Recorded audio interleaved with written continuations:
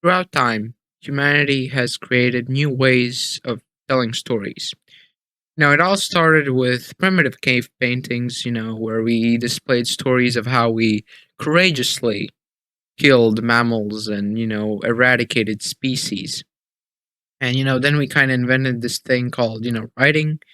And, we started to write things down and then read those things. And then we invented this thing called the press, the printing press, and we started printing things. We wrote them and then we mass printed them and distributed them along our little primate friends, right?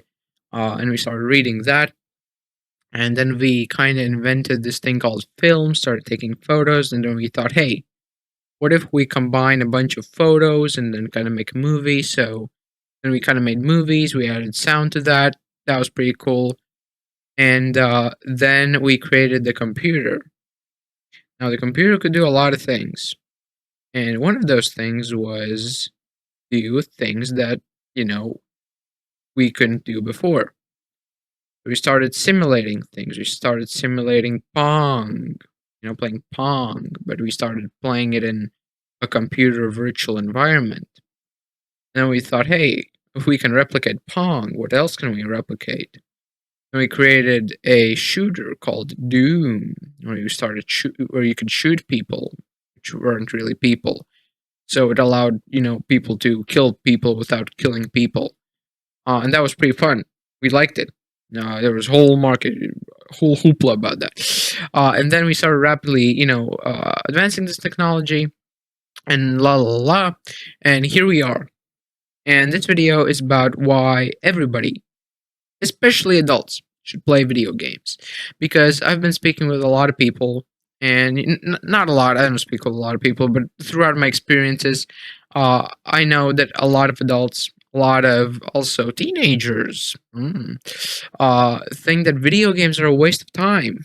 Can you imagine that? And I'm a guy who spends all of his time at the computer playing video games. Okay, not all of the time, also read a bit and watch movies. But I do play a lot of video games. I mean, if if you look at the Steam library, oh boy, that thing is full of games. And then if you look at the playtime, oh boy. But anyhow, today I'm making a video about why everybody in the world should be playing video games. Period. Now, why did I start a video with by reciting the history of humans telling stories, of how we have learned to tell stories? Because I think, in my humble opinion, uneducated opinion, I think that video games are the next leap in telling stories.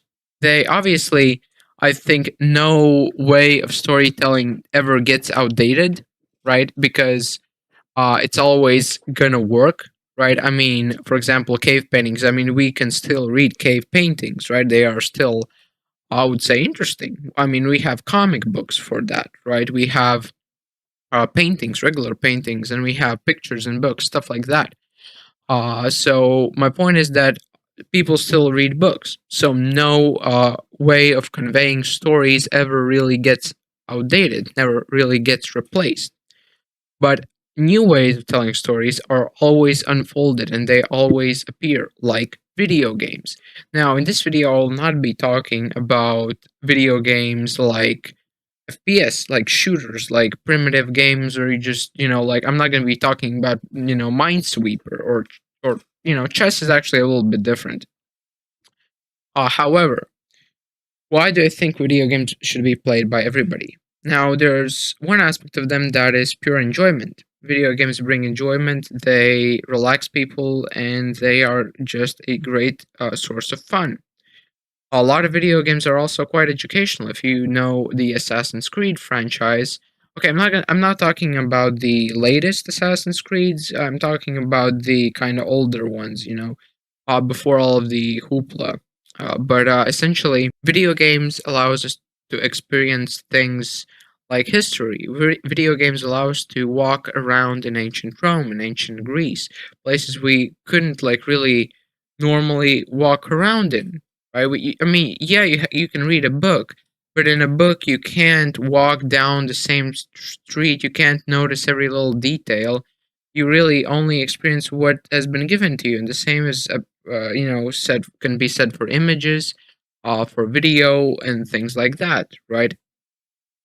With video games, it is a totally different thing. You can actually walk around in those worlds, and that is only one part of it. Now, one of my favorite video games, Detroit Become Human, is a video game that has 300 endings, roughly 300 endings. Now, in this game, every choice, every decision that you make shapes the story. You can make your own story. When you're watching a movie, you're watching a story that has been pre-written. You're watching a story, you're consuming the story, and you're not actually contributing it. Same can be said for a book. Now, why books are better than movies is that in a book, you create the mental image of that story in your brain. You play the movie in your brain. That's why books are better, is because they train the brain more than movies or a show or a painting, for example, right? The real knack in painting is actually making the painting. That is I think, most important part of the whole process. Not only looking at it and the end result. Now, this game, Detroit Become Human, it is not necessarily a childish game. It is a game with mature themes, and there are a lot of games are actually mature rated, even though video games get a rap for being oh, that's for kids, right? But we all know that everybody and every kid plays those R-rated games anyway. I mean, look, when I was a schoolboy, everybody, most people that most kids that played video games in my class, they were playing R-rated games back at like 10 years old. So those ratings don't do anything. That like those don't even matter. But one of the key things that video games do is they improve your mental library. They give you life experience, just like any other story, just like reading books. If you look online, what is the benefit of reading fiction? It is that your brain becomes better at essentially life. It becomes better in tough situations. It becomes better at processing information and doing things, right?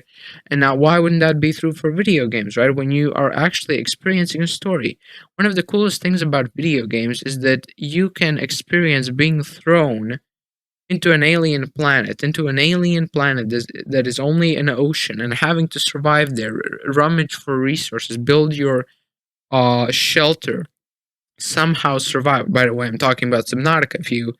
If you want to check it out, right? How else are you going to experience that?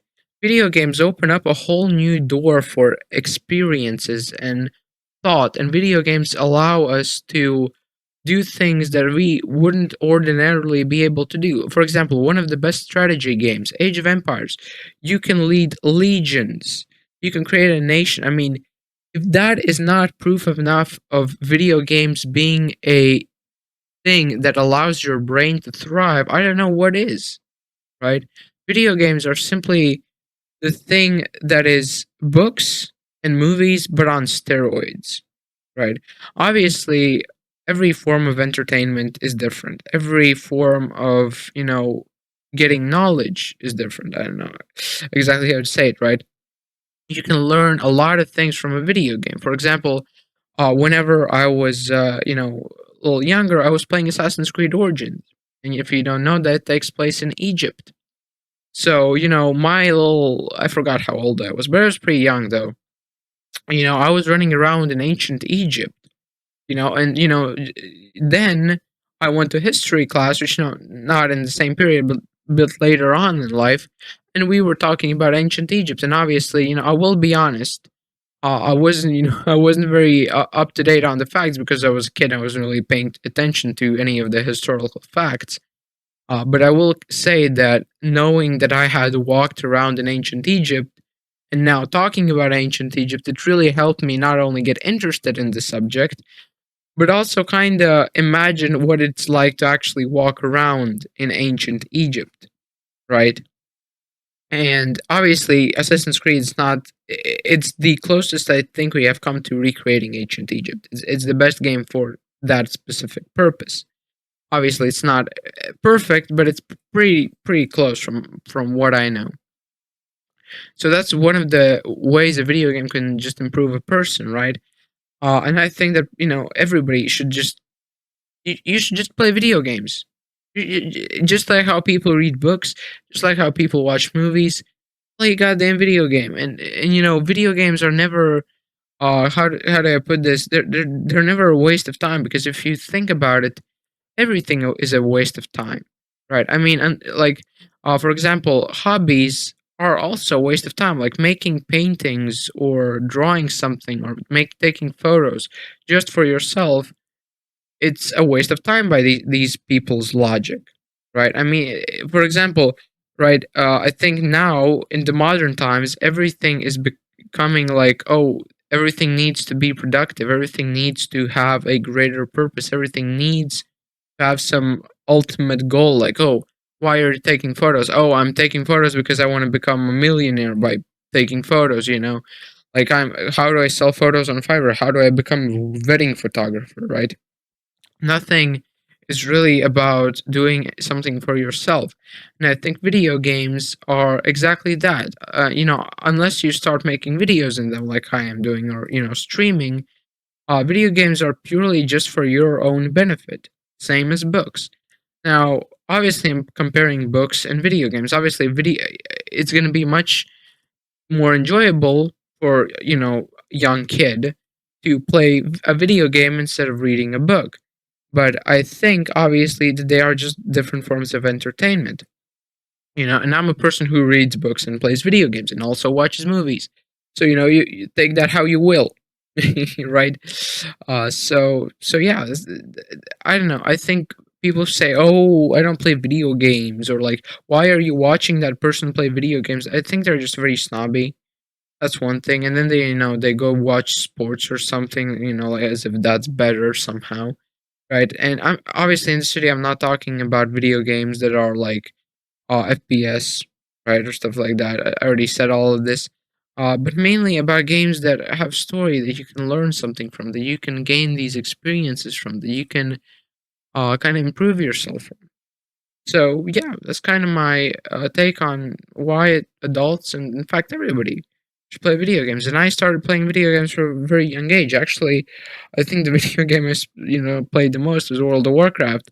And running around in that game, I was actually learning English in that game, because I'm not a native English speaker, and the whole game was in English. So I was like, okay, I have to do this quest, but I have no fucking idea what's written in there, and I can't get my dad to translate it for me, can I? Right? So okay, let's get our goddamn dictionary and let's start translating this goddamn text, because I didn't have a phone. All right, I didn't have Google Translate. I couldn't just take a photo and translate it. I had to get the goddamn dictionary and start translating the text. But that's only that's a very rare case scenario, obviously. But I think video games can improve a person just as much as books, just as much as any form of entertainment. And there are also some physical benefits, neurological benefits, but those are really like not really. But yeah, thank you so much for watching. Right, if you like this video, like it. If you disliked it, dislike it. And if you want to see more, or if you like my previous content, click that subscribe button. Okay, and thank you so much for watching. Live long and prosper.